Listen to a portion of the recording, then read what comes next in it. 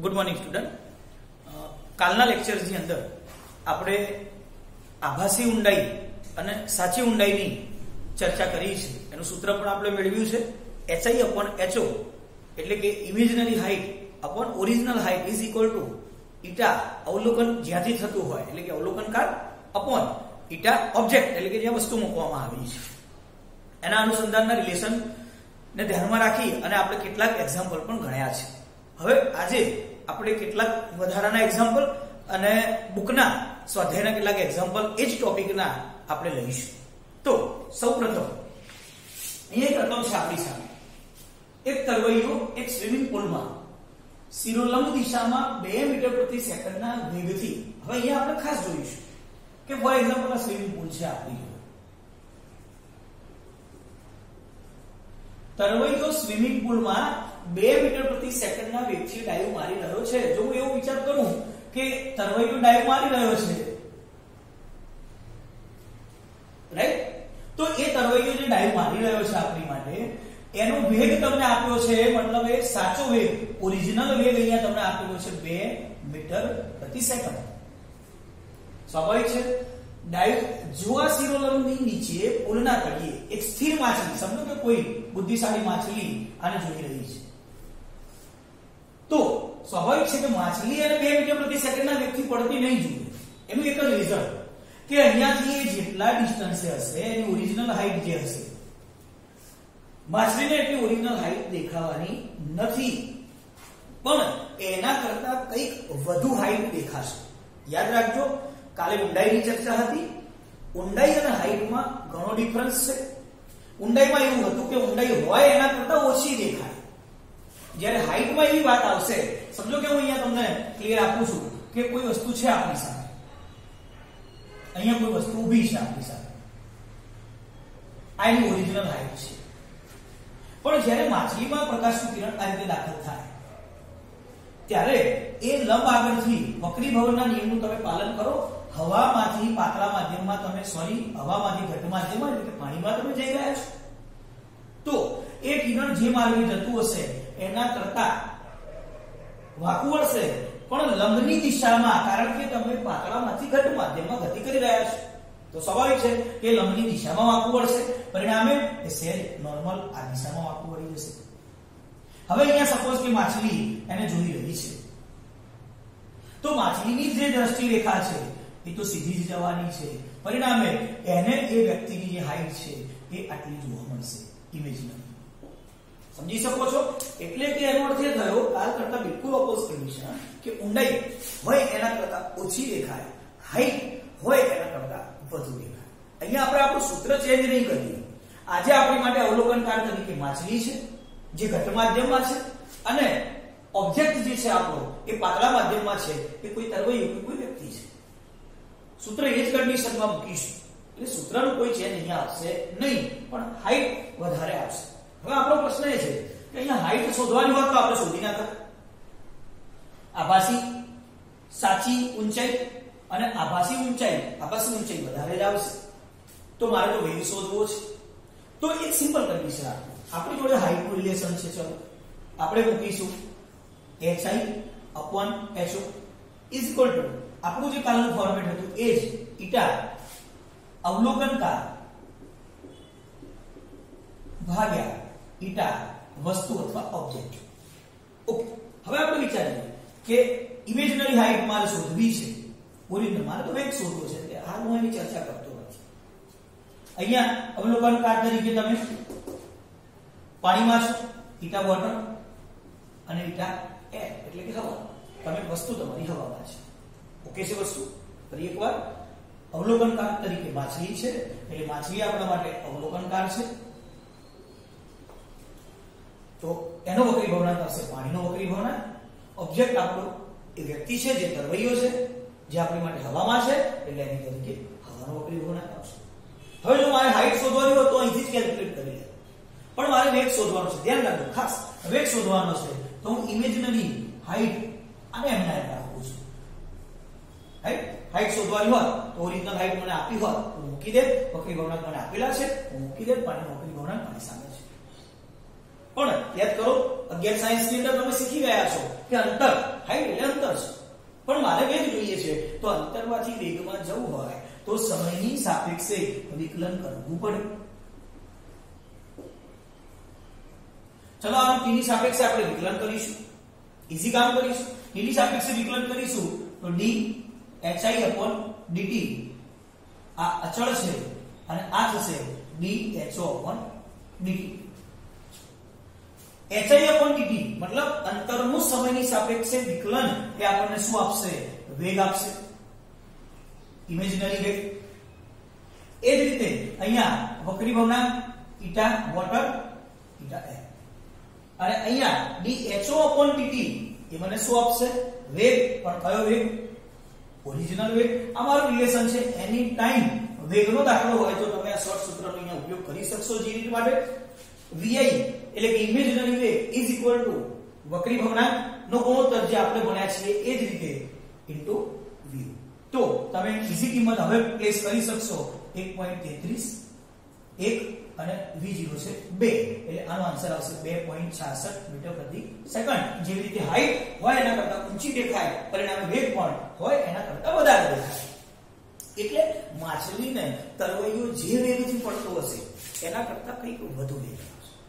એટલે તો આપણે એવું માનીએ છીએ, કેટલીક વાર આપણને એવો સમાજમાં અહેસાસ થાય કે આપણે માછલીને જ્યારે પકડવા જઈએ તો માછલીને કેવી રીતે ખબર પડી જાય અને તરત જ ત્યાંથી એ ભાગી જાય છે. એનું રીઝન મિત્રો આ છે કે તમારા હાથનો વેગ કે પડછાયો જ્યારે ત્યાં જતો હોય ત્યારે એનો અહેસાસ એ તમારી સ્પીડ કરતા વધારે જાય છે.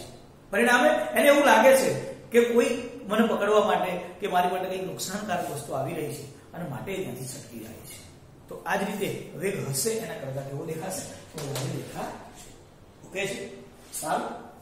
તમારા સ્વાધ્યાય 9.3 સ્વાધ્યાયનો દાખલો છે. એક ટાંકીને 12.5 સેમીની ઊંચાઈ સુધી પાણીથી ભરવામાં આવે છે. હવે એવો થયો કે કોઈ ટાંકી એને તમે 12.5 ઊંચાઈ સુધી ભરી નાખી એટલે હું એવું માની શકું કે એની ઓરિજિનલ હાઈટ મારી માટે 12.5 છે. બરાબર? ઓરિજિનલ હાઈટ 12.5 સેમી મારી જોડે છે. હવે તમને શું કહે છે? ટાંકીના તળિયે રહેલી સોયની, સમજો કે ટાંકીના તળિયે અહીંયા એક સોય છે, આપણી જોડે ટાંકીના તળિયે એક સોય પડેલી છે.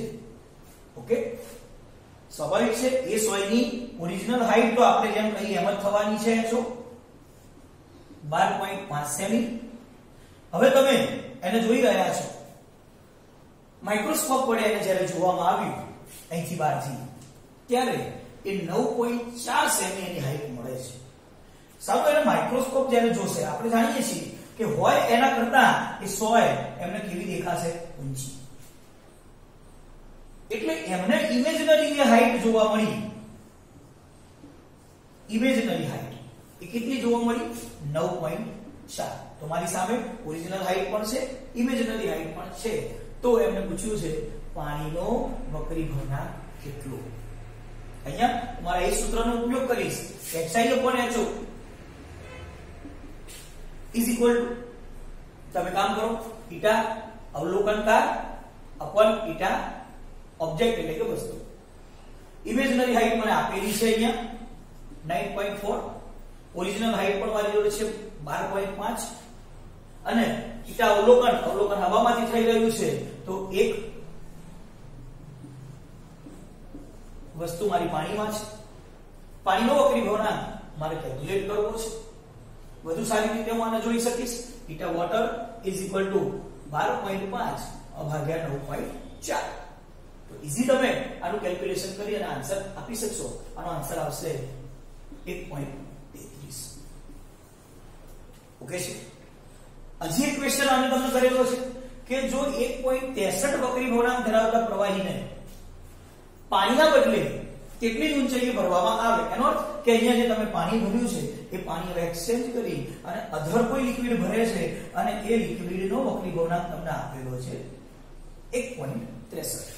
સ્વાભાવિક છે કે એમાં પણ સોય ઊંચી દેખાશે, પણ જે કન્ડિશન પાણીમાં હતી એ કન્ડિશન એ લિક્વિડમાં નહીં હોય. બંનેનો વક્રી ભવનાંક અલગ અલગ છે તો હાઈટનો ડિફરન્સ પણ અલગ અલગ હશે. તો એ તમને એ જ ક્વેશ્ચન કરે છે. 100 પર ફરીથી માઇક્રોસ્કોપને કેન્દ્રિત કરવા, એને કેટલું ખસેડવું પડશે? ઓલરેડી તમે માઇક્રોસ્કોપ 9.4 ગોઠવેલું છે ક્યારેની કન્ડિશનમાં, જ્યારે પાણી હતું. હવે હું આ કન્ડિશનની અંદર કેલ્ક્યુલેશન કરું છું. કઈ કન્ડિશનની અંદર? જ્યારે લિક્વિડ ભરવામાં આવે છે પ્રવાહી માટે. આ જ કન્ડિશનથી હું મારું કામ કરીશ. એ જ સૂત્ર મારી જોડે HI/HO is equal to eta, અવલોકનકાર તરીકે તો હવા જશે, અને હવે વસ્તુમાં મારું લિક્વિડ છે. HI મને આપેલી છે, સોરી ઇમેજનરી હાઈટ મારે શોધવાની છે. ઓરિજિનલ હાઈટ જે હતી એ જ 12.5, 1 અને આ છે 0.63. તો ઇમેજનરી હાઈટ તમે કેલ્ક્યુલેટ કરી શકો છો 12.5 ભાગ્યા 1.63. તો 12.5 ભાગ્યા 1.63 કરશો એટલે તમારો આન્સર આવશે 7.66 એટલે કે 7.7 સેન્ટીમીટર. તો તમારે 7.7 સેન્ટીમીટરે તમારે માઇક્રોસ્કોપ લઈ જવું પડશે. ઓલરેડી તમે ક્યાં ગોઠવેલું છે? 9.4. તો તમારે ખાલી કેટલું એને ખસેડવું પડશે? ડેલ્ટા H ગોઠવેલું હતું 9.4, ગોઠવવાનું છે 7.7. તો એને એટલું તમારે ઊંચું લેવું પડશે, માઈનસ કરી અને આન્સર તમે આપી શકો છો 1.7 સેન્ટીમીટર. રાઈટ? તો આ એ જ વસ્તુ એ જ છે, આભાસી અને વાસ્તવિક, પણ અલગ અલગ પેટર્નથી એના એક્ઝામ્પલ તમને પૂછી શકે છે. એક બીજું એક્ઝામ્પલ આપણે જોઈશું 9.16. સ્વાધ્યાયનું એક્ઝામ્પલ. ટેબલની સપાટી ઉપર જડી દીધેલી નાની પી, આપણે માનીએ કે કોઈ ટેબલ છે અને ટેબલની સપાટી ઉપર એક નાની પી આપણે મૂકી દીધી છે. ચાલો હવે 50 સેમી ઊંચાઈએથી તમે જોવામાં આવે છે. સ્વાભાવિક છે, હું 50 સેમી ઊંચાઈએથી જોઉં કે 500 સેમી ઊંચાઈએથી જોઉં કે 2 સેમી ઊંચાઈએથી જોઉં, વચ્ચે કોઈ બીજું માધ્યમ છે નહીં, એકલી હવા જ છે. તો ઊંચાઈ ઓરિજિનલ, એ જ ઊંચાઈ ઇમેજનરી, મને 50 સેમી જ એ વસ્તુ દેખાશે. હવે તમને ઓલું બનાવે છે, ખાસ ધ્યાન રાખજો. સપાટી ઉપર સમાંતર 15 સેમી જાડાઈનો કાચનો સ્લેબ મૂકે છે. સમજો કે અહીંયા હું 15 સેમી જાડાઈનો કાચનો સ્લેબ મૂકું છું. તો આ સ્લેબની જે જાડાઈ છે ઓરિજિનલ HO એ 15 સેમી છે. એટલે હવા છે તો આપણે ગણવાની નથી, આપણે અહીંથી જ કેલ્ક્યુલેશન કરીશું. એટલે કે હું માની શકું કે પિનની ઓરિજિનલ ઊંડાઈ એ 15 સેમી છે. 15 સેન્ટીમીટર પિનની ઓરિજિનલ ઊંડાઈ છે. રાઈટ? ઓકે. હવે મને કહે છે કે પિન કેટલે ઊંચે આવેલી દેખાશે. આપણે કાલે જેમ કામ કર્યું છે કુવા વડે, અહીંયા ખાલી તમે એ જ ધ્યાન રાખજો કે અહીંયા તમે 50 સેમી ઓરિજિનલ હાઈટ ના લઈ શકો. તમે સ્લેબ મૂક્યો છે અને સ્લેબ જે માધ્યમ છે એ જ માધ્યમ આપણા માટે દરેક વખતે માધ્યમની ઊંડાઈ કામની છે, માધ્યમની હાઈટ કામની છે. તો અહીંયા માધ્યમ તરીકે સ્લેબ છે. આપણે ક્યાંથી જોઈ રહ્યા છીએ નથી જોવાનું, સ્લેબ માધ્યમ કઈ હાઈટ બદલાય છે. તો ઓરિજિનલ હાઈટ 15 સેમી થશે. મારે કઈ નથી કરવાનું, ઇમેજનરી હાઈટ શોધવાની છે. કેટલું ઊંચી દેખાશે તરત મળી જશે. તો એ સૂત્ર HI/HO is equal to eta અવલોકનકાર અને ઈટા વસ્તુ. વધુ સારી રીતે મૂકો તો ઈટા અવલોકન તમે હવામાંથી કરી રહ્યા છો અને ઈટા વસ્તુ એટલે કે કાચ છે, ગ્લાસ. ઇમેજનરી હાઈટ મારે શોધવી છે. ઓરિજિનલ હાઈટ મારી જોડે છે 15 સેન્ટીમીટર. અહીંયા ઈટા ગ્લાસ સોરી એ 1 અને આ છે 1.5. તમને આપેલું છે વક્રીકોણના 1.5. ઓકે. તો ઇમેજનરી હાઈટ તરત જ આપણે કેલ્ક્યુલેટ કરી શકીશું 15 અને 1.5 એટલે આપણો આન્સર થશે 10 સેન્ટીમીટર. રેડી? તો કેટલી ઊંચી દેખાશે? ડેલ્ટા H 15 સેન્ટીમીટર ઓરિજિનલ હાઈટમાંથી 10 સેન્ટીમીટર ઇમેજનરી હાઈટ તમે માઈનસ કરી નાખો, તમારો આન્સર થશે 5 સેન્ટીમીટર. રાઈટ છે? તો આ એક જ ટોપિક આભાસી ઊંડાઈ અને વાસ્તવિક ઊંડાઈ ના જેટલા પણ એક્ઝામ્પલ બુકની અંદર છે એ તમારી સામે છે. એક વધારાના એક્ઝામ્પલ લઈને ચર્ચા કરીશ. સ્વાધ્યાય 9.4 કારણ કે વક્રી ભવનનું બહુ ઈઝી એક્ઝામ્પલ છે. તો એ એક્ઝામ્પલ પણ આપણી માટે વધુ સમય લેવો નથી. અહીંયા એક આકૃતિ તમને આપેલી છે. તમને આકૃતિ જોઈ ખબર પડી જશે કે હવા અને કાચ આપાત કોણ I 60 અને વક્રીભૂત કોણ R 35. પાણી અને કાચ અથવા સોરી હવા અને પાણી I 60 અને R 47. અને અહીંયા તમને ક્વેશ્ચન કર્યો છે કે પાણી અને કાચ વક્રીભૂત કોણ તમારી જોડે છે નહીં. જો સિમ્પલ ટેકનિકની અહીંયા ચર્ચા કરું, એકદમ નોર્મલ, કે જે આપણી માટે બહુ સામાન્ય વસ્તુ છે. ઓકે, તો આપણે શું વિચારીશું? સીધો હું ત્રીજી આકૃતિ ઉપર વિચાર કરું કે મારા આન્સર લાવવાનો છે, વક્રીભૂત કોણ મારે શોધવો છે. આ આકૃતિને ધ્યાનમાં રાખી અને i કેટલો છે? 45. r મારે કેલ્ક્યુલેટ કરવો છે. હું તો મૂકી શકું છું ઈટા, અહીંથી જઈ રહ્યું છે મારું કિરણ, એટલે પાણી આવશે, તો પાણીનો વક્રી ભગ્નાંક ઈટા ગ્લાસ sin i. એ જ રીતે અહીંયા આવશે, સોરી પાણી હતું ને, ઈટા વોટર, અહીંયા ઈટા ગ્લાસ sin r. બરાબર છે. હવે મને એટલું ખબર પડે છે કે આ sin 45 છે ગ્લાસ અને sin r મારે કેલ્ક્યુલેટ કરવાનો છે. જો તમારે sin r શોધવો હોય તો તમારી પાસે એક જ ઓપ્શન છે, ઈટા વોટર sin 45 ભાગ્યા ઈટા ગ્લાસ. હજુ તમે અહીંયા એવું કરશો કે ભાઈ વોટરનો વક્રી ભગ્નાંક તમને આવડે છે 1.33, આ મને આવડે છે 1.45, તો અહીંયા તમને સોરી 1.5, તો અહીંયા તમને એ આન્સર મળશે નહીં, એના માર્ક્સ તમને મળશે નહીં. તમને અહીંયા રકમ એના માટે જ આપવામાં આવેલી છે કે તમે પેલા બંનેના વક્રી ભગ્નાંક કેલ્ક્યુલેટ કરો. sin 45 ની વેલ્યુ તમને આવડે છે, એ કેવી રીતે કેલ્ક્યુલેટ કરીશું એના માટે તમને પહેલી બે આકૃતિ આપેલી છે. જો હું પહેલી આકૃતિ માટે સ્નેલનો નિયમ મૂકું, ફર્સ્ટ પહેલી આકૃતિમાં અહીંયા i છે, તો ઈટા 1 એટલે કે હવા છે, અને sin 60. એ જ રીતે અહીંયા ગ્લાસમાં તમે જઈ રહ્યા છો, ઈટા ગ્લાસ sin 35. તો તમે તરત જ ઈટા ગ્લાસ કેલ્ક્યુલેટ કરી શકશો. હવાનો વક્રી ભગ્નાંક તમે જાણો છો 1, એ તમે એની ટાઈમ લઈ શકો છો, અને sin 35 તો તમે હવાનો વક્રી ભગ્નાંક 1, sin ની વેલ્યુ તમને આવડે છે, sin 35 ની વેલ્યુ તમે જોઈ શકો છો, તરત જ તમારો આન્સર તમને મળી જશે ઈટા ગ્લાસ, જે અહીંયા મૂકી શકો છો. એ જ રીતે બીજી આકૃતિનો ઉપયોગ કરો. ઈટા હવામાંથી પાણીમાં જઈ રહ્યા છો, air sin 60 is equal to eta water sin 47. Same condition, તમે ઈટા વોટર ને કેલ્ક્યુલેટ કરી શકો છો. Eta water is equal to હવાનો વક્રી ભગ્નાંક 1, sin 60 ની વેલ્યુ તમે મૂકી શકો છો, sin 47 ની વેલ્યુ તમે કોષ્ટકમાંથી જોઈ શકો છો, એ તમને મળી જશે. ત્યારે જ તમે આ કેલ્ક્યુલેશન આપી શકો છો. ઓકે, આશા રાખું છું કે જે ટોપિકની અહીંયા ચર્ચા થઈ છે એ વધુ સારી રીતે તમે સમજી શક્યા હશો. Thank you.